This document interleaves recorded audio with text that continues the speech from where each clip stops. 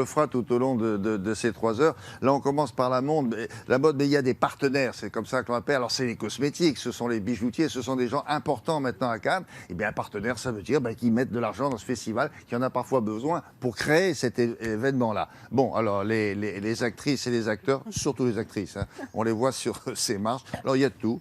Je veux dire par là, c'est court, c'est long, c'est très élégant. Et ça a toujours été comme ça. Ça a toujours été comme ça, mais depuis une vingtaine d'années quand même, le festival, c'est devenu à l'américaine. Parce qu'il y a 20 ans, c'était un peu du copinage, on descendait, on connaissait les actrices, on les habillait, on les enbijoutait.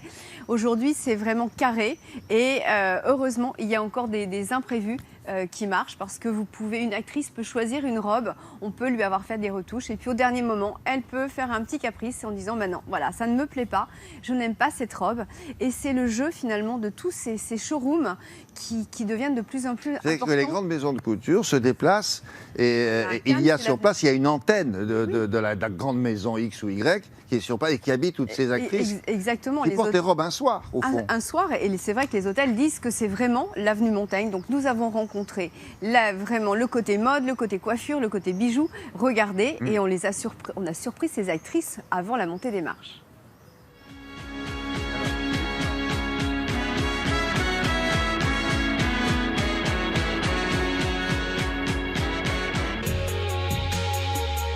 Le Festival de Cannes pour une maison de couture, c'est très important en termes de visibilité parce que c'est une visibilité internationale, c'est un des plus grands festivals au monde.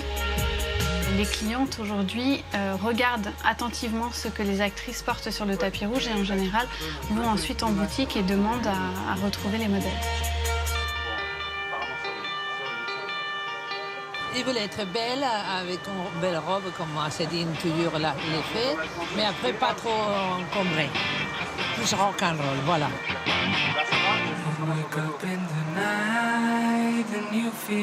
Tout se fait à la dernière minute. Vous pouvez faire des essayages à Los Angeles, à Paris. Finalement, ce qui compte, c'est le jour J sur place. Pour la soirée d'ouverture, nous n'étions pas censés habiller Fan Bingbing. On a reçu un texto très tôt en nous demandant si on pouvait venir en essayage. C'est ce qu'on a fait. Et elle a choisi notre robe. Il faut savoir réagir et saisir les opportunités. Pour Clotilde Courreau, quelqu'un qui est très proche de Monsieur Sapp, on a eu la chance de faire l'essayage à Paris. On a toujours un peu une appréhension parce que c'est beaucoup de pression, beaucoup de regards sur vous. Mais c'est vrai qu'on fait des choses beaucoup plus difficiles et on a un petit peu peur quand même quand on monte ces tapis rouges.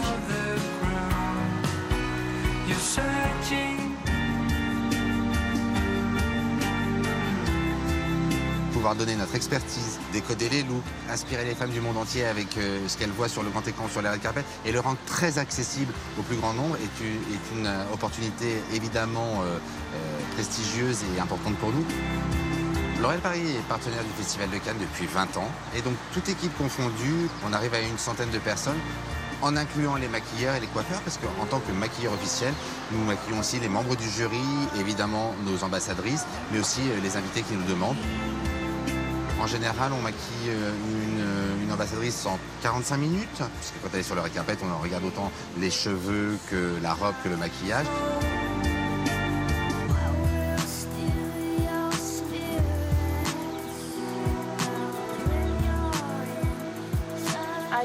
Je veux juste remercier Dior pour m'avoir mise en beauté pour ce festival de Cannes. Le make-up artiste a compris ma personnalité, il a vraiment su sublimer mon visage.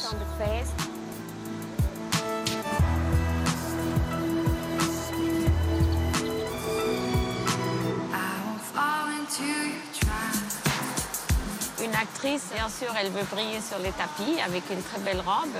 Et qu'est-ce que c'est une femme sans diamant? Donc ça la fait encore plus belle. Comme chaque année depuis 10 ans, je fais une collection spéciale, les Red Carpet Collection. Et c'est toujours en lien avec les nombres de l'année du festival. Donc cette année, c'est 62 pièces. J'ai eu la chance et l'honneur de redessiner la Palme d'Or. Mais cette année, elle a encore une chose de plus. Elle a reçu quelques petits diamants pour marquer l'anniversaire. Donc c'est comme si une étoile filante s'est posée sur elle.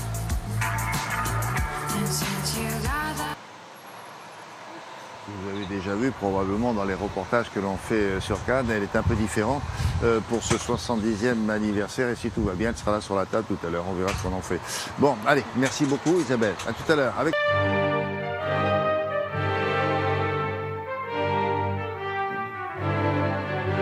Bienvenue à Cannes si vous nous rejoignez maintenant avec Charlotte Bouteloup, spécialiste du cinéma ici à Télématin. On va faire un gros plan évidemment sur la compétition avec le film qui sera présenté aujourd'hui. Vous en avez peut-être entendu parler. Il s'agit de Rodin de Jacques Doyon qui sera présenté à 16h. À 16h. Compétition officielle. Voilà. Et vous avez rencontré Vincent Lindon, qui est un homme particulièrement apaisé en général, un type très très calme, notre Vincent, et qui est là, vous imaginez, il va se refaire les marches après avoir obtenu un prix d'interprétation. Il y a 2 ans. Il y a quelques années de ça, effectivement, il y a 2 ans. Bon, alors vous l'avez rencontré pour... Il a évidemment travaillé très dur, Vincent Lindon, paraît-il 6 heures pour apprendre à sculpter, reproduire les gestes de Rodin, puisqu'il s'agit du film Rodin. M'étonne pas de lui. Et effectivement, comme le film de Jacques Doyon est tourné en plan séquence, on ne peut pas tricher, on ne peut pas prendre les mains d'un vrai sculpteur. Vincent Lindon a vraiment dû adopter la gestuelle du sculpteur, et en cela... C'est un travail exceptionnel. Je ne sais pas s'il l'explique dans votre entretien, mais c'est bon pour lui aussi. C'est pas simplement pour nous, spectateurs. Parce que pour être dans la peau, et Dieu sait, lui, il rentre dans la peau de ses personnages, il faut qu'il touche. Exactement, ça n'était pas juste arborer la barbe de Rodin. Et d'ailleurs, il a tellement travaillé que Isia Higelin, qui joue Camille Claudel dans le film, dit de lui, il a tellement bossé, il a tellement sculpté qu'il pourrait faire une expo.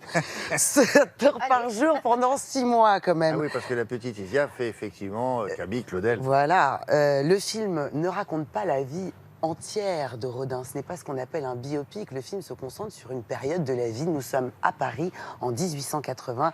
Auguste Rodin a 40 ans et après avoir été rejeté maintes et maintes fois par les Beaux-Arts, il finit enfin par recevoir sa première commande de l'État, La Porte de l'Enfer, évidemment œuvre qui le fera connaître, tout comme Le Penseur. Et le film nous fait suivre ce tournant dans sa carrière professionnelle, mais aussi ses relations intime avec ses amis et ses proches. Dans ses proches, il y a sa femme, Rose, et puis il y a sa muse, son ancienne élève, puis sa maîtresse, Camille Claudel, jouée par Isia Higelin. Le film a déjà, même si les festivals vont le découvrir aujourd'hui, certains l'ont vu à Paris. Le voit ce matin à 8h30, oui, il le voit ce matin, exactement. Ah oui. Et le film monte les marches à 16h30. Et vous pouvez voir ce film dès aujourd'hui, puisqu'il sort en salle en même temps. On a rencontré Vincent Lindon. Ah oui. Bonjour Vincent. Bonjour. Cette fois, je te tiens. Avant de parler du film, un mot rapidement sur le festival. 1 an après votre prix d'interprétation, vous y retournez. Avec un tel film, c'est cadeau, non? Non mais... Et je sais pas si c'est cadeau, mais en tout cas, c'est... Oui, enfin, je suis très content et très excité et très fier parce que Jacques Doyon n'a pas été à Cannes depuis 35 ans. Mais oui. Et je me sens investi pas d'une mission, mais je trouve ça très agréable d'accompagner un metteur en scène, faire partie d'être là dans le moment où il va revivre ça. Et bon, on peut dire ce qu'on veut. Qui dit compétition dit excitation. C'est excitant de prendre le départ d'une course. Je ne cherche pas à plaire. Moi, tout ce que je veux, c'est être vrai. Alors justement, Vincent, Jacques Doyon, qu'est-ce que vous évoquez son cinéma? Quand c'est Jacques Doyon qui vient me voir et qui me dit « j'aimerais bien qu'on fasse Rodin ensemble », c'est l'assurance qu'on va éviter le biopic, même s'il y a des biopics qui sont très bien. Je ne suis pas un fou de sa vie, son œuvre, et une sorte de document sur Internet filmé, une sorte de Wikipédia en images. Là, je savais que ça allait être érudit, que ça allait être vraiment au cœur des choses. Il est dans le cerveau de l'artiste, dans son travail. C'est un film sur le travail, sur les douleurs d'un génie. Vous avez provoqué le dernier scandale du siècle. C'est pressurisant, ça fait peur d'incarner un personnage historique. Oui, moi, j'ai jamais eu aussi peur et j'ai jamais été aussi angoissé. Oui, c'est une chape de plomb. D'abord parce que la peur du ridicule. Alors évidemment, celui qui se risque à faire Rodin en disant je vais faire un Rodin sans barbe, c'est un idiot. Non, il y a des codes à suivre. Il y a une corpulence, il y a la barbe. Une barbe à faire pousser, c'est pas rien. Ça change une appréhension de la vie. C'est pas rien. La petite barbe de 3 jours. Non, c'est une grosse barbe. Ouais. Et donc ça change beaucoup de choses dans sa vie privée, dans sa vie. C'est un truc. Faut se la trimballer. Faut se la trimballer. Disons que j'ai un caractère qui m'a permis de tomber amoureux de Rodin. En fait, je cherchais un mentor, quelqu'un qui me rassure sur le fait que je sois aussi exigeant et aussi emmerdant avec tout le monde. Et je suis tombé sur un mouse costaud. Et tout d'un coup, je me dis, bon, alors donc c'est possible. C'est exactement comme quand on est petit et que tout d'un coup, vos parents vous disent mais tu sais que ce monsieur, le président de la République ou le patron de telle boîte, tu sais qu'à l'école, c'était un cancre. Donc on fait ouf. Alors c'est encore possible pour moi. Voilà, c'est exactement ça. La beauté, on ne la trouve que dans le travail. Sans lui, on est foutu. Vincent, là, à quelques jours de la projection du film à Cannes, aux yeux du monde entier, vous êtes dans quel état? Vous êtes surexcité, j'imagine, fier, fébrile aussi peut-être un peu. Ouais. Terriblement fébrile. Mais content, non? Heureux? Oui, tout ça. Tout mélangé. Je suis au taquet. Merci beaucoup. Merci Vincent et bravo. Merci beaucoup. Merci beaucoup. Quel drôle de question. Il est très détendu. Vincent est détendu alors qu'il va peut-être se réveiller. Là, On l'embrasse. Tout est calme, tout va bien. Grand rôle et grand jour pour Vincent Lindon. Et ça sort là. Hein. Aujourd'hui. Merci.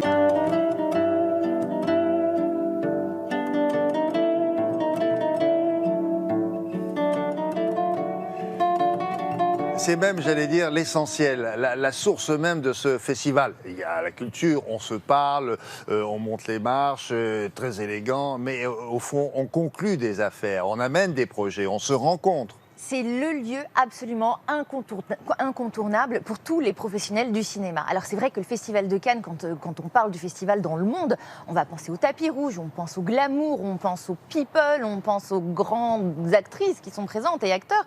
Sauf qu'en réalité, le festival, c'est aussi et surtout la quinzaine du marché du film, le lieu où chaque année, près de 12 000 professionnels du cinéma se rencontrent. C'est le lieu, il est impossible de ne pas y être quand on travaille dans le cinéma. 12 000 professionnels 12 000 professionnels. Alors, 12 000, les chiffres sont effrayants ici.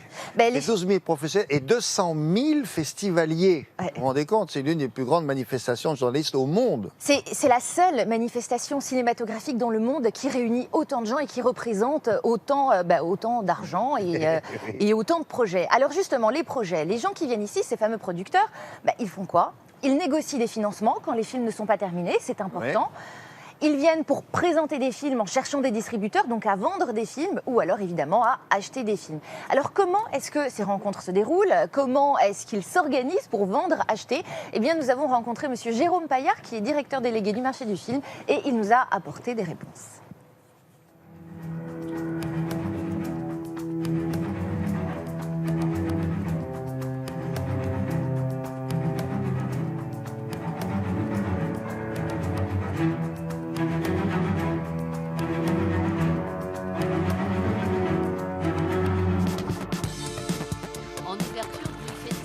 Le marché du film de Cannes, c'est vraiment le temps fort pour les professionnels, même s'il y a plusieurs moments dans l'année où ils se retrouvent. Ici, il y a tout le monde.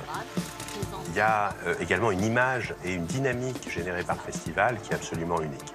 Ce qui fait souvent dire d'ailleurs à des gens que s'ils ne viennent pas, on va interpréter leur absence, on va dire « Ah, mais ils ne sont plus dans l'industrie, ils ont des difficultés ». Et donc c'est vrai que c'est un moment extrêmement important de visibilité et de business.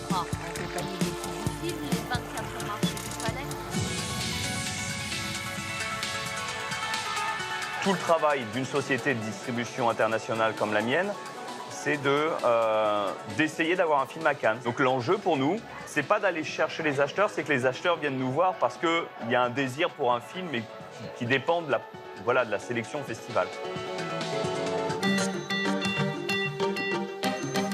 À Cannes, il y a, je dirais, vraiment deux types de transactions. Il y a tous les projets. Et en fait, c'est peut-être la partie la plus importante en chiffre d'affaires et qui sont prévendus, coproduits ou simplement on commence à en parler pour préparer les acheteurs quand ils vont être terminés.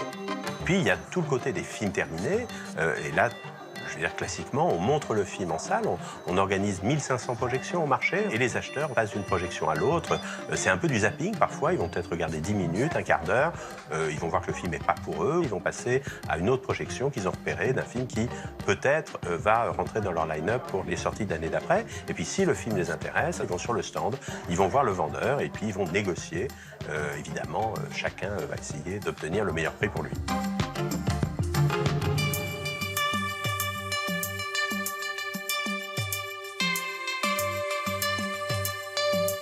Quand je viens ici, je suis déjà dans le bain. Et on est déjà préalablement informé par Internet. Je sais déjà qui fait quoi, comment. Voilà. Après, on fait des affaires. C'est comme le marché de l'art. Vous pouvez toujours acheter des tableaux par téléphone. Les films, c'est pareil. Vous pouvez tout acheter par téléphone, c'est pas la peine de venir. Mais c'est une étape dans le processus d'achat.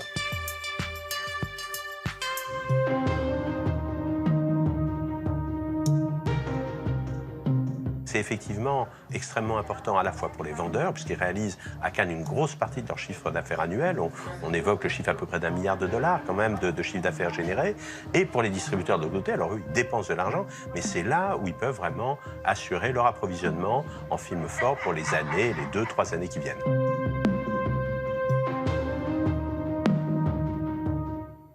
C'est ça que ça s'appelle le marché international du film, vous l'avez compris. Merci beaucoup. Là, nous allons parler du cinéma, mais en Europe. Avec nos traditionnels correspondants, on va retrouver Valérie Le Rouge.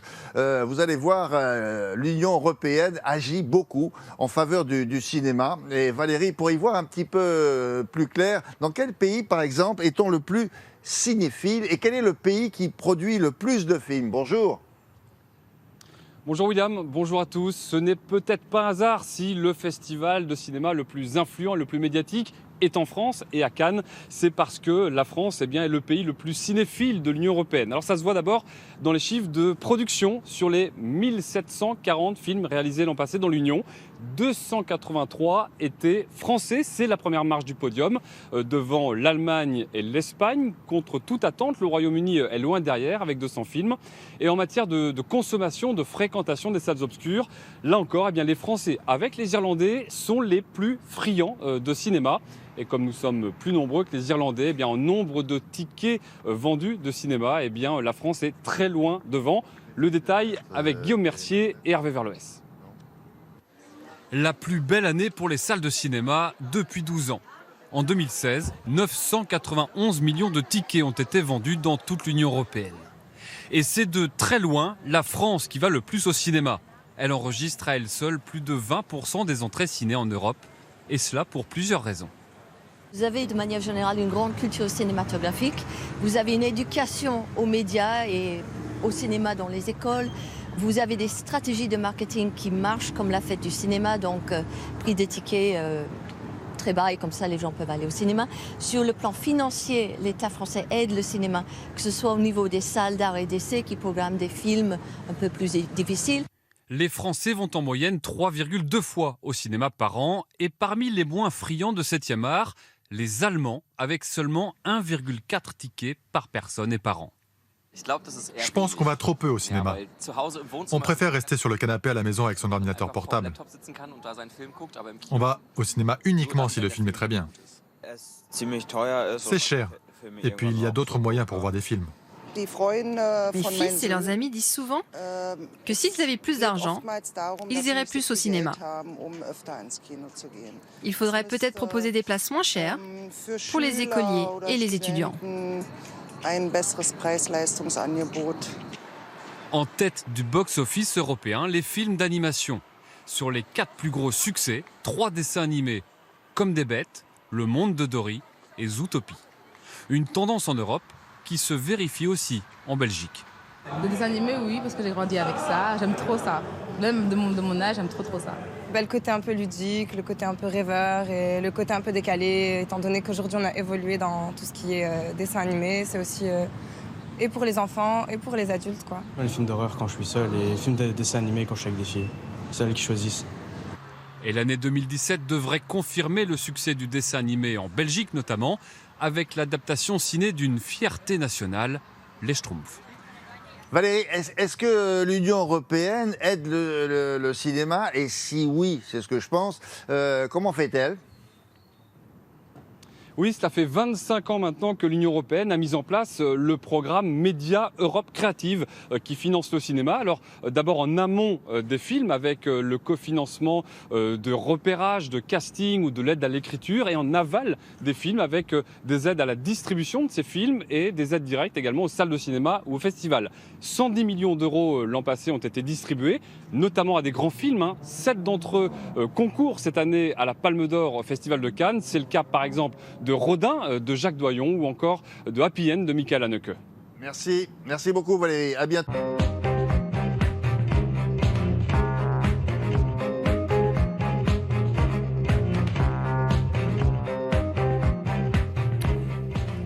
Bonjour William, bonjour à tous. Prise de court hier, eh bien la presse se rattrape aujourd'hui. Manchester est à la une de nombre de journaux et l'évocation est d'autant plus bouleversante qu'elle s'attarde sur le destin d'enfants fauchés dans la fleur de l'innocence. D'articles en reportage, de photos en témoignages, ce ne sont que bribes de biographies. Ici, il est question de collecte en ligne pour financer les funérailles, là d'une cellule psychologique mise en place auprès des camarades de classe, comme l'impression d'être embarqué dans une épouvantable routine. Comme souvent, la une de Libération, plutôt décalée, se distingue. Elle dit sans trop montrer, elle montre sans trop dire, elle mêle l'amour et le deuil, et elle donne de l'écho aux mots employés par Arnaud de Lagrange, qui, dans le Figaro, signe l'édito. Sur la carte de l'Europe meurtrie, le nom d'une nouvelle ville en lettres rouges s'est inscrit: Manchester, cité d'Angleterre frappée à son tour par le délire assassin des islamistes. Manchester où, comme au Bataclan, la sève de nos pays était visée, des enfants et leurs familles, une société festive, ouverte et libre. Après le temps de l'émotion vient souvent celui de l'explication. Alors elle est parfois hasardeuse, parfois pertinente. Chacun la reçoit comme il le souhaite, mais elle a le mérite de saupoudrer nos passions de quelques éléments contextuels. C'est ainsi que dans Libération, vous lirez que si Daesh vise des enfants, c'est pour créer un effroi maximal au moment où son territoire se rétrécit. Et c'est vrai que depuis quelque temps, en Irak comme en Syrie, face à la coalition internationale, Daesh collectionne les roustes. Illustration dans Le Monde avec un bon reportage d'Hélène Salon sur le difficile tri des djihadistes à Mossoul. Chaque jour, des milliers d'hommes fuient la ville et ses combats. Ils sont cueillis à 10 km de là, à ce qu'on appelle le carrefour Akrab, où est installé le centre de vérification des identités du contre-terrorisme. Et là commence la traque. Y a-t-il des membres de Daesh parmi les habitants en fuite? C'est parfois le cas. Quand ils se font prendre, eh bien, ils ont le visage terrifié et on a un peu de mal à compatir, pour tout dire. On les emmène dans un préfabriqué où, nous dit-on, ils finissent tous par avouer. Alors un jour, sans doute, Daesh sera définitivement défait, mais il en restera l'héritage, les enfants de Daesh, ces gamins qui, pendant 3 ans, ont été endoctrinés et sont aujourd'hui prisonniers de l'armée irakienne ou parqués avec leurs familles dans des camps.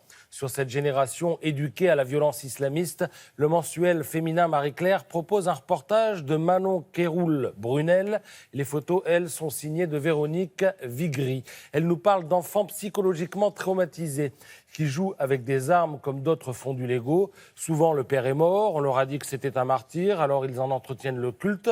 Quand ils retournent à l'école, on leur jette des pierres, ils sont chassés au cri de mort à Daesh par d'autres enfants qui, eux, sont dans le bon camp, comme cette gamine en haut à droite qui tient un barrage d'accès à la ville de Mossoul. Son arme à elle, c'est du vrai, et objectivement, on se demande si elle est mieux lotie que les autres gamins, ceux de Daesh, auxquels on apprenait à construire des bombes artisanales et à montrer et démonter une Kalachnikov.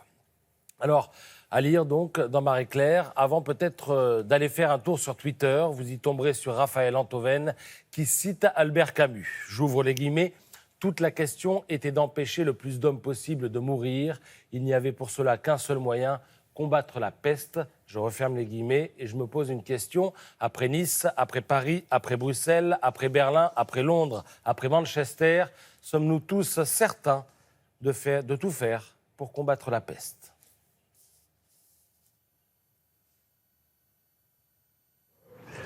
Merci beaucoup.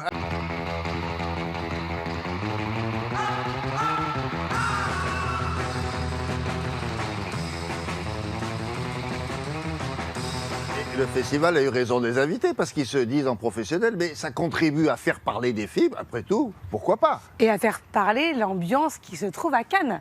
Mais comme vous le dites, c'est vraiment un nouveau public qui arrive. Enfin, il y avait les stars de cinéma, il y avait les mannequins, et maintenant, on les appelle les influenceurs au sens large du terme.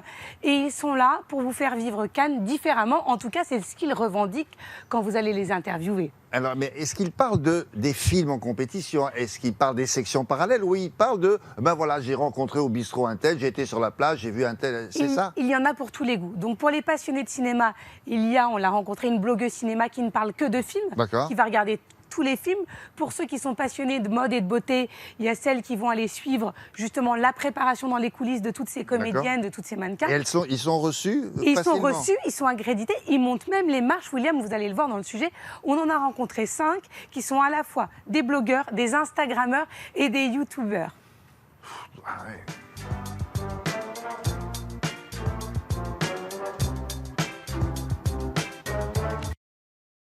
Mood for Cinéma sont 2 blogs que j'ai créés en 2003 pour partager ma passion dévorante pour le cinéma. J'ai la chance d'avoir été, je pense, la première blogueuse accréditée presse au Festival de Cannes puisque je viens ici depuis 17 ans. Ici, je couvre le festival de manière la plus exhaustive possible. Là, je vais commencer cet après-midi à écrire sur la cérémonie d'ouverture et sur le film d'ouverture. Et puis après, au jour le jour, sur les réseaux sociaux et sur les blogs.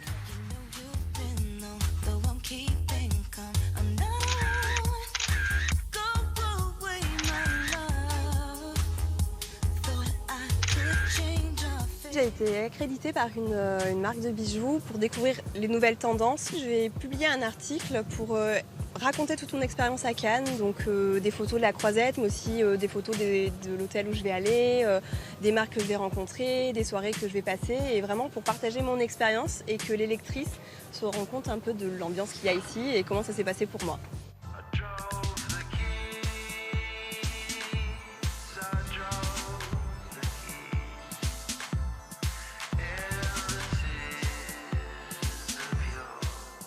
Je suis ici accompagnée de différentes marques et donc je suis là pour relayer mon expérience à travers mes réseaux sociaux avec mes lectrices. Tout partager, là, le make-up, la coiffure, ma tenue, tout ça.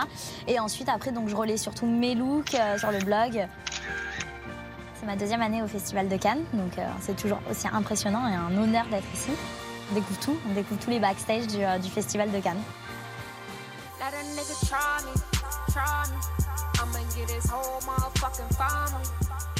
J'ai développé un blog sur Instagram depuis 4 ans et aujourd'hui je collabore avec plusieurs et différentes marques. Aujourd'hui je suis là pour couvrir le Festival de Cannes. Je pense que tous ces événements-là, c'est quand même intéressant pour nous, blogueurs, d'y être présents. C'est un privilège aussi. De pouvoir monter les marches en présence de journalistes, de célébrités, je ne sais pas si c'est une reconnaissance, mais en tout cas c'est quelque chose que j'avais voulu faire depuis très longtemps. Et je suis ravie d'être là pour mon premier festival. Aujourd'hui, je vais leur montrer les coulisses. Je vais leur montrer qu'est-ce qui se passe au Festival de Cannes, qu'est-ce qu'on y voit, quels sont les gens qu'on y voit. Parce que moi, finalement, je suis aussi comme eux. Je vais découvrir des stars que je n'ai jamais vues et être aussi impressionné qu'eux, parce que c'est mon premier.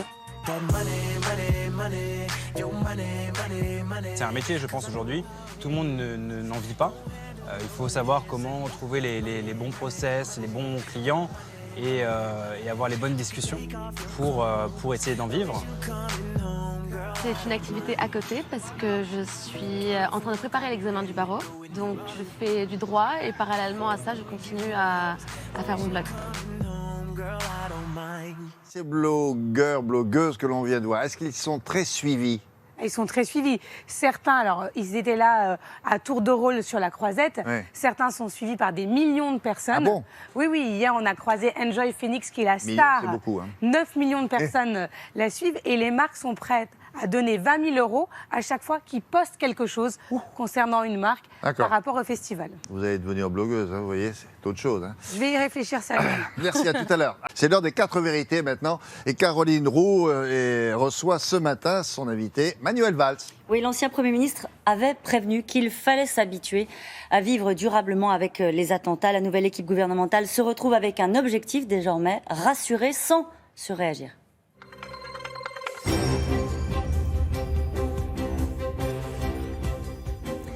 Bonjour Manuel Valls. Bonjour. Alors l'Europe, c'est vrai, est sonnée. Ce sont des enfants qui étaient désormais visés. Est-ce que, de ce que vous saviez lorsque vous étiez aux responsabilités, Daesh ciblait des enfants précisément? Est-ce que c'était une crainte en Europe notamment? L'État islamique veut semer la terreur, donc ils sont prêts à toucher évidemment tous les publics. Le propre du terrorisme, c'est de semer la terreur. Et donc en touchant des enfants, évidemment, c'est plus spectaculaire, c'est effrayant d'ailleurs. J'ai souvent parlé du terrorisme dans mes fonctions pour malheureusement intervenir après les attentats que nous avons subis à Paris ou à Nice. Mais parler après les images, après ces témoignages, après les photos de ces gamins, de ces gamines qui pourraient être nos enfants, c'est particulièrement difficile. Il y a une tristesse infinie dans chacun de nous. C'est arrivé à Manchester, ça peut arriver à Paris ou dans une autre ville. Donc chacun est conscient de la gravité, de ce qu'il y a de plus effrayant dans cette action. C'est pour ça qu'il faut rester unis, très déterminés, avoir beaucoup de sang-froid, mais en même temps beaucoup de compassion et trouver les mots justes, parce qu'il faut penser à toutes ces familles, à tous ces proches des victimes. Alors, le terroriste était un Britannique de 22 ans, né à Manchester, fils d'immigrés libyens. Il était connu des services de police. J'ai envie de vous dire, c'est à chaque fois la même chose. C'est toujours la même histoire. C'est toujours le même profil, mais ça, nous le savons. Le terrorisme, Daesh, l'État islamique, soit c'est une organisation, des équipes organisées, des cellules qui sont en Europe ou qui sont envoyées en Europe pour commettre des attentats, soit ce sont des individus qui, actionnés, interviennent. L'enquête nous en dira plus sur le parcours de cette personne. Mais c'est souvent, en effet, le même profil. Alors, est-ce qu'on peut faire mieux en France? Voilà la question que tout le monde se pose. Aujourd'hui, il y a un effet de souffle qui nous touche, chacun en Europe, mais naturellement, après ce qui s'est passé à Manchester. Est-ce que ça aurait pu se passer en France? C'est ce que vous avez dit tout à l'heure. Aux abords des salles de concert, le gouvernement a annoncé un renforcement du dispositif de sécurité. En quoi on peut faire mieux? Oui, mais c'est très difficile. Moi, là encore, souvent, et ça m'a été reproché, avec gravité, j'ai dit que ça pouvait nous arriver, que nous faisons face à une menace terroriste, et à chaque instant, nous pouvons connaître une autre attaque terroriste. Beaucoup d'attaques ont été déjouées, beaucoup d'attentats ont été déjoués. C'est vrai en France comme en Grande-Bretagne. Mais le risque zéro n'existe pas. Il faut tirer évidemment les leçons de chaque attentat pour renforcer le travail de la police, de la gendarmerie, de nos armées, du renseignement, parce que c'est le renseignement qui est essentiel pour prévenir. Pardon de vous le dire comme ça, mais est-ce que c'est de la communication? Est-ce que dire nous renforçons les systèmes de sécurité alors que beaucoup a déjà été fait, notamment dans les salles de concert avec les portiques de sécurité? Quand vous dites qu'il faut tirer les leçons, comment est-ce qu'on peut tirer les leçons d'un exemple comme celui-ci avec une explosion qui a eu lieu hors de la salle à proprement parler? En essayant d'anticiper à chaque fois, parce que les terroristes cherchent à avoir à chaque fois un temps d'avance par rapport aux services de sécurité. Donc il faut tirer les leçons de ces attentats. Beaucoup est fait en matière de sécurisation des lieux publics, des édifices publics. On peut faire mieux. Parce qu'on peut toujours faire plus, on peut toujours faire mieux. C'est pour ça que le gouvernement, suite à ce qui a déjà été fait, et tout le monde est bien d'accord, va créer plus de postes de policiers, de gendarmes, va continuer à accroître les moyens des services de renseignement. Mais chacun doit bien comprendre que c'est le travail des services de renseignement, la coopération bien sûr entre les services des différents pays, mais les services de renseignement au plus près de la population, et notamment le travail du renseignement territorial, faire remonter tous les éléments d'information que l'on peut avoir. Et puis ensuite, c'est le tri de ces informations. Là, c'est vraiment l'ancien ministre de l'Intérieur qui vous parle, qui est tout à fait essentiel pour pouvoir anticiper et prévenir. Alors, si nous avons évité beaucoup d'attentats en France, c'est parce qu'il y a eu cette anticipation. En même temps, les terroristes réussissent parfois à passer à travers les mailles du filet. Et c'est normal, les Français nous demandent de tout mettre en œuvre pour leur sécurité. C'est la priorité. Le président, lui, il veut mettre en place, il appelle ça une task force. C'est un état-major permanent sous l'autorité de l'Élysée qui serait dédié à la lutte contre le terrorisme à proprement parler. On en a besoin d'une task force, c'est indispensable. Tout ce qui renforce la centralité, la coordination des services d'enseignement intérieur, extérieur, tout cela va évidemment dans le bon sens. De toute façon, ça existe déjà d'une certaine manière. Il y a un conseil de sécurité et de défense qui s'est toujours réuni autour du président de la République. J'y assistais tous les mercredis et autant que nécessaire. Puis autour du ministre de l'Intérieur, il y a évidemment cette coordination de tous les instants. Mais ceux qui traquent Les terroristes, ce sont les policiers, les gendarmes, les services de renseignement. C'est aussi les citoyens qui peuvent faire remonter, bien sûr, des éléments, mais c'est les services de renseignement au plus près du terrain qui représentent notre principale force. Et le fait que ce soit placé sous l'autorité du président de la République, c'est une bonne idée ou pas? Vous qui connaissez parfaitement, encore une fois, l'appareil d'État et surtout en cas d'attaque terroriste. Il ne faut pas multiplier, évidemment, les instances, mais moi, je ne suis pas aux responsabilités et je fais confiance à ceux qui sont aux responsabilités. Oui, voilà. Bien sûr, encore une fois, tout ce qui va dans le sens de la coordination va dans le bon sens, mais il ne faut pas multiplier non plus les instances. Mais c'est une manière peut-être de dire aux Français, alors c'est de la communication, mais au bon sens du terme, c'est une manière de dire aux Français que le chef de l'État, le chef des armées, le président de la République est totalement concentré sur cette priorité, parce que c'est une guerre contre le terrorisme djihadiste, contre le terrorisme islamique. C'est une guerre de très longue haleine. 2 questions assez rapides, si vous le voulez bien. On voit que le président de la République veut mener à bien des réformes compliquées, la réforme du Code du travail. Il veut aller plus loin. Vous avez, dans un entretien au JDD, confié récemment que vous aviez un regret. Vous êtes laissé imposer le 49.3. Ça veut dire que pour réformer, le passage en force, ça ne marche pas? Oui, c'est parfois nécessaire, puis on peut utiliser les armes de la Constitution, le 49.3, les ordonnances, mais il faut évidemment privilégier le dialogue social. Mais quand vous n'avez plus une majorité à l'Assemblée nationale, c'est ce qui m'est arrivé, vous êtes en difficulté. C'est pour ça que le président de la République, et il a raison, et je veux y contribuer, et réclame une majorité à l'Assemblée nationale pour pouvoir mener ces réformes. Mais il faut prendre le temps, il s'est donné quelques semaines de plus avec les partenaires sociaux pour mener ces réformes qui visent tout simplement à la fois à donner plus de souplesse aux entreprises, en garantissant, bien sûr, les droits aux salariés. Un mot sur les législatives. Dans votre circonscription, Benoît Hamon a choisi de soutenir le candidat communiste. C'est la réponse à votre appel à voter Macron au premier tour. Il n'a pas aimé. Non, mais moi, je ne veux plus commenter cela. Après les sujets si graves que nous avons abordés, là n'est pas l'essentiel. En tout cas, ce qui est clair pour les élections législatives, à Évry comme ailleurs, c'est est-ce qu'on donne ou pas une majorité au président de la République pour mener les réformes, ou est-ce qu'on est contre ce président de la République, on lui impose une cohabitation? C'est là-dessus que les Français veulent choisir. C'est pour ça que vous avez donc récupéré l'étiquette majorité présidentielle. Majorité présidentielle, en même temps je veux défendre évidemment les habitants de ma circonscription, ce qui est normal. Merci beaucoup. On va ressortir les images les plus glamour et les autres du Festival de Cannes depuis 1970. Alors évidemment que ça a changé, on ne va pas se peindre de nostalgie pour autant, c'est pas tout à fait pareil. Non, c'est vraiment un espèce de constat, le festival évidemment est toujours à la même place. Ce qui a changé par exemple c'est la volupté de paraître, le fait d'approcher, de voir des stars de cinéma. Il fut des années, moi je me souviens que Michel Morgan, Ingrid Bergman, Sophia Loren, présidente du jury, venaient à pied du Majestic, du Carlton ou du Martinez jusqu'à l'Ancien Palais. Elles déambulaient sur la Croisette, à la terrasse du Blue Bar, un bar qui a été détruit, trônait Olivia de Havilland, Fernand Gravé. Non, maintenant, ça c'est plus possible. Maintenant, c'est plus possible. Pour des raisons évidentes. Pourquoi? Parce que le festival est devenu tentaculaire, et puis il y a eu notamment le problème de sécurité qui font que les Américains ont eu peur, et ils s'enferment à Eden Rock, un bastion à quelques kilomètres de Cannes. C'est un hôtel qui est près d'Antibes, derrière moi. Donc il n'est plus possible aujourd'hui de voir une croisette, sur la croisette des stars qui déambulent sur le sable ou sur les palmiers. Moi j'ai même vu des starlettes ou des stars qui faisaient des photos sur le sable. Oui, maintenant c'est terminé, ça a disparu. Alors j'ai voulu vous trouver des images de moments de Cannes où elles déambulent, elles étaient là, touchables, immédiatement touchables. Donc bienvenue dans ces années, des années 70, même encore 70, 90. C'est en 90 que ça a changé. Mais jusque-là, ça a été, on pouvait les toucher du bout des cils. Cannes. Et si c'était cela, Cannes? Une manifestation démarrant sur fond d'affrontements belliqueux et se terminant telle une guerre en dentelle.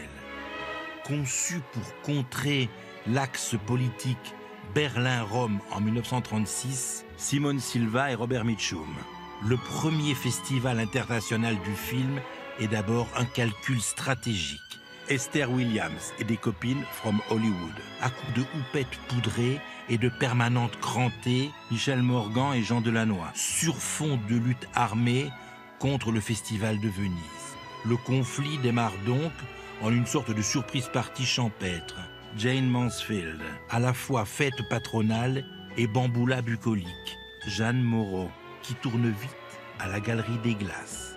Daniel Gélin et Brigitte Bardot, ou plutôt à la Galerie des Grâces. C'est ainsi que, de 1939, Kim Novak, première édition et année du capotage, Jean-Claude Brialy.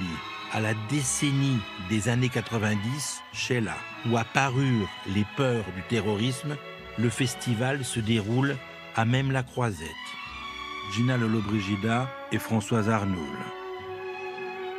Sous les palmiers, sur le sable, au bord de la mer qu'on voit danser, le long des trottoirs, au cœur des terrasses, à travers la ville. Romy Schneider et Alain Delon.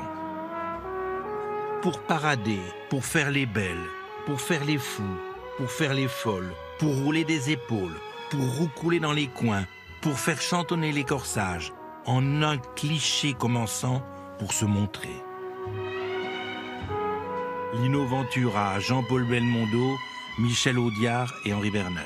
Et céder à la volupté de paraître et ainsi enchanter celui pour lequel n'a pas été montée cette fête du cinéma, Sophia Loren, Carlo Ponti. Le public, celui qui n'y a que peu d'accès, mais qui l'a totalement récupéré, Louis de Funès, Terry Thomas et Bourvil. Sean Connery, en avalant tels des enzymes gloutons des images de glamour, Shirley MacLaine, qu'il regarde, tel un poisson rouge dans son bocal. Gina Lollobrigida, Brigitte Bardot, avec Gunther Sachs. Les têtes défilent, grimpent au sommet des marches de l'ancien palais, puis redescendent parfois au tréfonds des oublis. Tous restent aujourd'hui heureux d'avoir fait à Cannes quelques pas dans la lumière et d'y avoir écrit la légende des festivals d'antan. Romy Schneider. Et si c'était cela à Cannes, en fait, un nuage de champagne et des bulles de souvenirs sur l'écume des vagues et les écrins de la mémoire. Joli texte, hein, je vous l'avais dit, c'est un auteur aussi.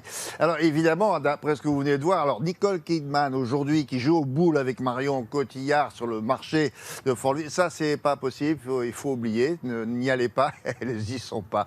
Mais c'est comme ça et c'est pas plus mal aussi. Mais non, parce que ça reste des images serties dans la légende, dans l'écrin de la légende, la mémoire. Juste pour se voilà. faire plaisir. Voilà. Merci beaucoup.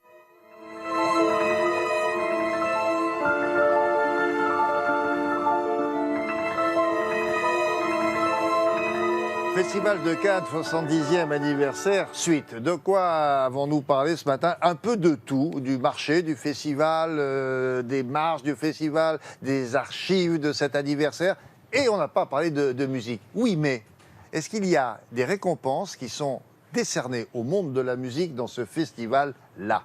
Bonjour William, j'ai l'impression qu'on est en duplex, tellement on parle fort, mais on est quand même à 1 mètre. Non, parce que là vous savez... Oui, c'est ça, voilà, c'est ça. C'est la rumeur du festival. Exactement.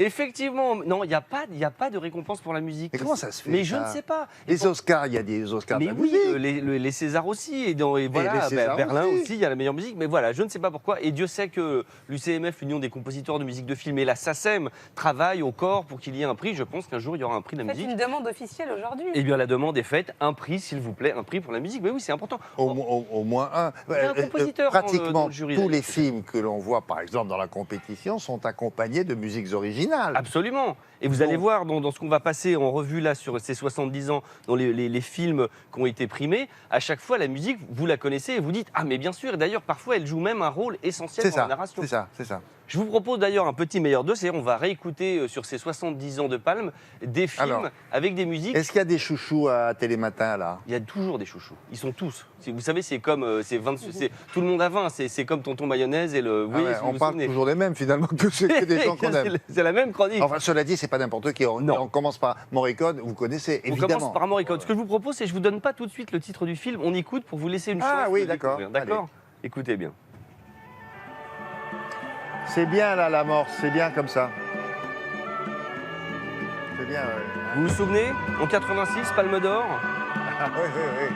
Palme d'Or, film de Roland Joffé avec Il Maestro. Voilà, c'est le film Mission, avec le thème qu'on entend, Gabriel Oboé. Alors déjà, pourquoi c'est un hautbois? Parce que le personnage joué par Jeremy Irons joue du hautbois dans le film. Et ce qui est incroyable, c'est que ça a été écrit comme un requiem de Verdi, puisque le côté spirituel du film a inspiré, et Morricone s'est inspiré de sa propre foi pour écrire cette musique. Et donc c'est une musique qui lui tient à cœur, mais profondément. Et vraiment, c'est un... Ce qui prouve encore que cet homme-là sait tout faire, quoi. Tout faire. le thème de Mission. Il a même fait des films comiques, il a tout fait, quoi. Il a tout fait. En 450 musiques de films, il a pu... 450 450. Ah oui. Et ça, c'est à la louche, à mon avis. Il va pas repasser à Paris, là, bientôt, lui? Si, il passe au mois d'octobre, je crois. Merde, j'espère pas dire de bêtises. J'ai dit un gros mot, je crois. On l'enlèvera ou pas? Qu'est-ce qu'il a dit? Non, un gros mot vite fait, comme ça. Non, mais non, bon, c'est pas- non. Qu'est-ce qu'on a d'autre? On fait un petit bond en avant. En Oui. 1976, pareil, Palme d'Or, je ne vous dis pas qui. Musique de Bernard Herrmann. Écoutez et regardez. Vous vous souvenez ce saxon incroyable? Monsieur De Niro, Jodie Foster. Vous voyez ou pas? Bah oui. Bah oui, tout le monde Non, mais je voit. peux pas le dire parce que voilà. Ouais, après ça fait tricher. Taxi Driver de Scorsese. Il faut savoir que c'est la dernière musique de Bernard Herrmann. Bernard Herrmann qui a été le compositeur fétiche de Kubrick. Et 10 ans avant ce film, ils se sont fâchés pour le rideau déchiré. Pardon.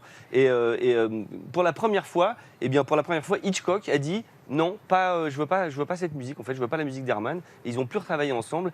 Et Bernard Herrmann était déjà souffrant et il a dit je veux absolument faire la musique de Taxi Driver. Et ça a été sa dernière musique. Ah. Et c'est incroyablement collé au film. C'est-à-dire que quand vous entendez cette musique, on voit la tête de De Quand Niro. vous voulez accompagner dans les radios, les télés ou les documentaires une soirée un peu mélancolique, langoureuse, et c'est ça qui ressort depuis l'époque. Hein. C'est toujours ça. Ça, c'est formidable. Encore une musique exemplaire maintenant. Voilà, c'est la preuve qu'il faut absolument créer un film, créer un prix pour la musique de film. Je crois que j'ai dit Kubrick pour Hitchcock. C'est pas grave, C'est on changera. Hitchcock. Oui, non, c'est Hitchcock. C'est Hitchcock. Mais on avait compris Hitchcock, nous. On C'est passe en comme quand 60. vous dites des gros mots, on les entend pas. Mais c'est parfait. Et là, maintenant, on passe en 64 avec deux frères de musique et de cinéma. Écoutons, vous allez trouver tout de suite en 4 secondes, je pense. Pareil.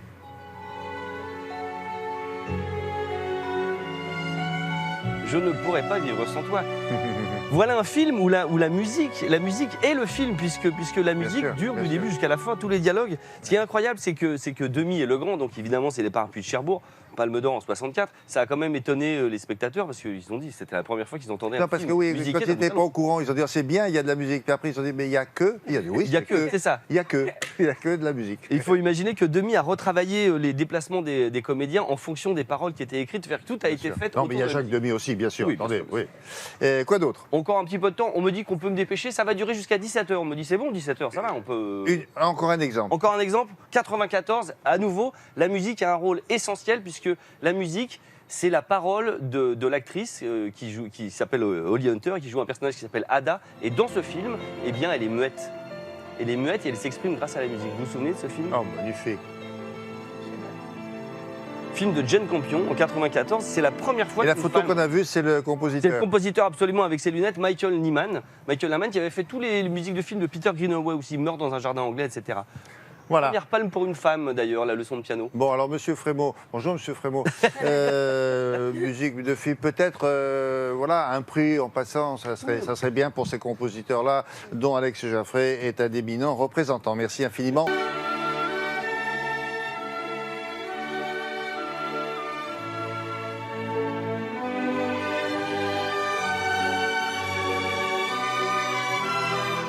Et ces jeunes gens-là sont français. Cocorico, bleu, blanc, rouge. Oui, mais ils sont bien connus à Hollywood. Yes. Bon, vous les avez rencontrés, ou enfin, quelques-uns d'entre eux. On peut pas Moi, j'ai rencontré quand même, je pense, 2 grosses pointures. Ah ouais. Donc, vous le disiez, alors... En petit 47. Ouais, ouais, c'est ça. C'est vrai que je vous parle régulièrement dans mon domaine, dans le design, l'architecture, de la French Touch. Ben là, on en a une aussi. Alors, c'est quoi? C'est le domaine dont je vais parler, c'est effets visuels, animation graphique, animation numérique. C'est la même chose. Et il y a vraiment une patte française. La preuve, c'est qu'on a des grandes écoles chez nous, que à peine sortis, enfin, ils rendent leur dossier de cours d'année, et ben, ils sont déjà pris pour le Canada, les États-Unis, voire même la Belgique. Alors, parce qu'il y a quand même un petit problème, notamment qui s'appelle la tax shelter, c'est-à-dire qu'à l'étranger, les productions bénéficient d'une réduction quand ils font des effets visuels, etc. En France, on n'a pas ça. Alors le CNC et Film France, Centre national du cinéma, exactement, est en train de mettre ça en place pour que nos studios aussi puissent accueillir des grosses productions internationales. Donc ça, c'est une bonne chose. Alors après, c'est magique, mais non. Bah, vous voulez regarder puis non, mais oui, il y a quand même une magie incroyable dans ce métier-là. Ouais. C'est-à-dire qu'il y a un avant-après, ça se voit. Regardez. Ah, voilà.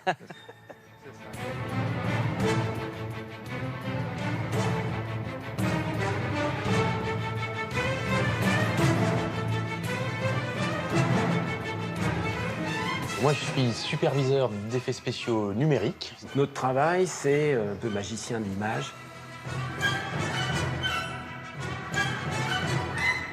Et on intervient tout au long du processus de fabrication d'un film ou d'une série. Suivant les demandes d'un réalisateur, on peut amener des solutions qui seraient moins coûteuses, notamment en termes de décor, qui seraient moins coûteuses de fabriquer en numérique que de fabriquer en réel.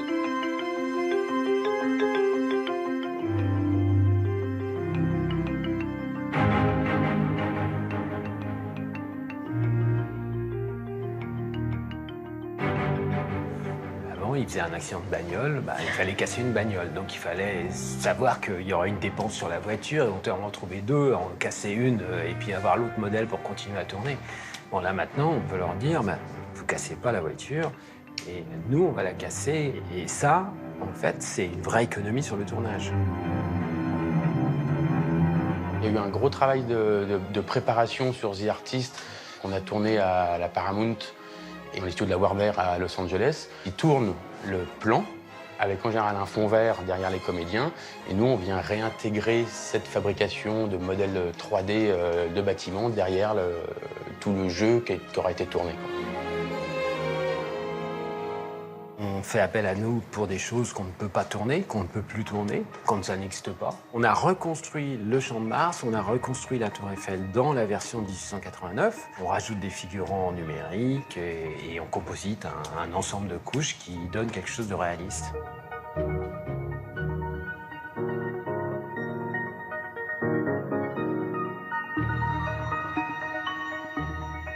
Le travail d'équipe se fait avec le chef décorateur. En général, c'est lui qui apporte l'artistique, on va dire, qui va faire des recherches sur telle façade d'immeuble, c'est l'époque, telle autre, ça ne l'est pas. Sur Populaire, par exemple, on a reconstitué Broadway, qui a été tourné en face de l'école militaire. Il y avait quand même beaucoup d'anachronismes à effacer, et là, dans ce cas-là, c'est moi qui m'en occupe. Voilà, on intervient de différentes manières dans l'image sur des effets qui peuvent se voir au final, ou souvent qui ne se voient même plus.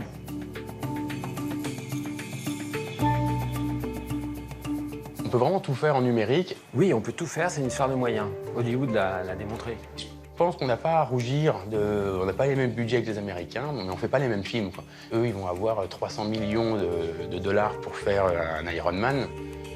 Un gros budget français aujourd'hui, il faut 10 fois moins, c'est 30, 40 millions, quoi. Mais on s'en sort bien.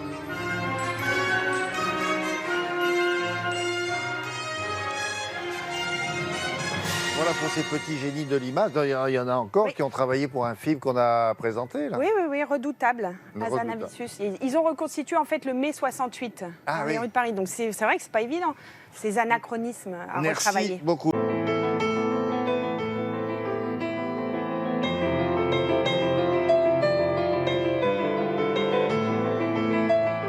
On continue avec Anna Reinhardt qui a pour habitude à Télématin de nous faire découvrir des lieux inaccessibles. Elle est comme passe-partout, elle a les clés de tout le monde et de toutes les portes. Et là, elle s'est carrément glissée dans les rangs d'une équipe, d'un film sélectionné, mais alors dans une section parallèle. C'est très important aussi, section parallèle de ce festival, lors de la grande journée de préparation. Alors, ils étaient très détendus, comme Vincent Lindon aujourd'hui, très calmes. Oui, c'est ça. Ils étaient si heureux, surtout William. Oui, la sélection dont on parle, c'est un certain regard, parallèle, vous le disiez, mais en rien secondaire. C'est-à-dire que, vraiment, elle a été créée en 78, elle est compétitive depuis 98, et les meilleures preuves sont que parmi les sélectionnés cette année, on compte Laurent Cantet, par exemple, primé, qui a reçu la Palme d'Or en 2008. Voilà, donc un palmé d'or dans la sélection. Le jury est présidé par la magnifique... Ce sont des vrais professionnels. Ouais. Ce sont des vrais professionnels et vraiment, on y sélectionne des films qui apportent un regard singulier, toujours assez fort, des partis pris souvent bouleversants. Et du coup, là, j'ai suivi. Mais là, vous les avez, vous aviez la liste, vous n'aviez pas vu tous les films. Non. Vous dites, bon, allez, et vous êtes bien tombé. On est très très bien tombé. J'en ai le frisson, je vous le cache pas, malgré le soleil ici. Et ils sont sympas. Ils sont sympas, ils sont tunisiens. Premier film sélectionné depuis 17 ans pour la Tunisie. Ouais. Et l'histoire est magnifique. C'était un fait divers qui a secoué la Tunisie il y a quelques années. La réalisatrice raconte l'histoire d'une jeune femme qui En fait, on vit une nuit dans Tunis. On suit cette jeune femme. Ce sont des longs plans séquences qui font que le temps semble être réel. Et on vit avec elle une lutte acharnée. Au moment de la pour sa révolution dignité. du jasmin, c'est ça? Non, c'est plus tard. Plus tard. Et c'est absolument magnifique. Ce film, ils vont vous le dire pour l'équipe, va tout changer. Allez, Enfin, le festival va tout changer, a déjà tout changé pour eux.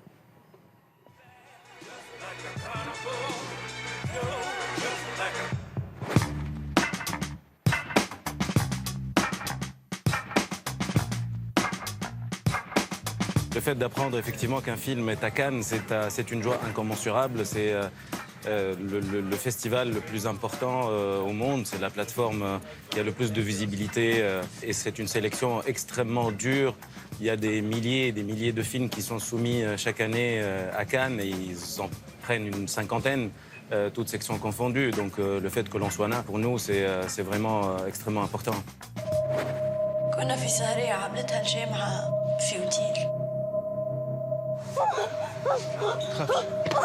On l'a appris, c'était un coup de fil le soir. Moi, je devenais fou. Lui, il était injoignable, la réalisatrice aussi. J'arrêtais pas de les appeler en me disant mais il faut que j'en parle à quelqu'un, j'en pouvais plus, je tenais plus en place. C'était assez fort, ouais.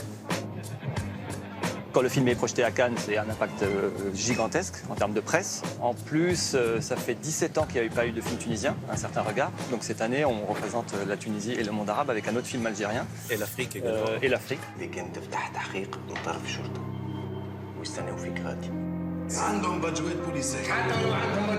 Ce soir, on a tout un protocole. C'est la première projection officielle mondiale du film, donc on est extrêmement excités. On a la montée des grandes marches rouges de Cannes, une montée annoncée par le comité officiel de Cannes. Après, on va donc présenter le film avec Thierry Frémaux. Et on a hâte vraiment de partager ce moment tant attendu.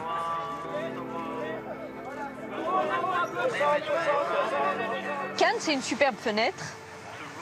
Pour montrer son film, parce que quand on est réalisateur, on espère que son film soit vu, et ça devient de plus en plus difficile. Donc c'est vrai que Cannes, ça permet une diffusion extraordinaire pour le film, mais c'est aussi un lieu mythique, c'est le cinéma dans toute sa splendeur, c'est les stars, mais c'est aussi les films indépendants, c'est aussi un engagement politique. Donc moi, je suis extrêmement ravie d'être là.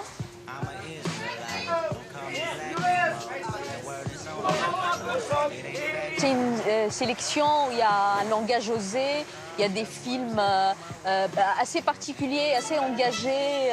C'est une section où on défend un cinéma que moi j'aime beaucoup. Donc me retrouver aujourd'hui dans Un certain regard, puisque j'ai un certain regard par rapport à la vie, par rapport au monde et par rapport au cinéma, j'en suis très ravie.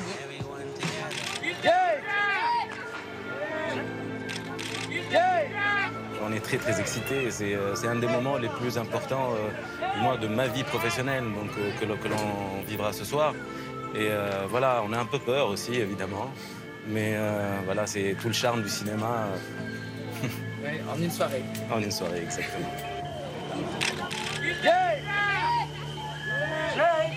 Voilà, bonne chance à cette jeune équipe. Palmarès, vous le savez, hein, si vous nous regardez ce matin, jeunes gens, c'est dans 3 jours. Hein, je sais, vous êtes un peu tendus. Merci beaucoup. Et ça sortira dans les salles en octobre et c'est magnifique.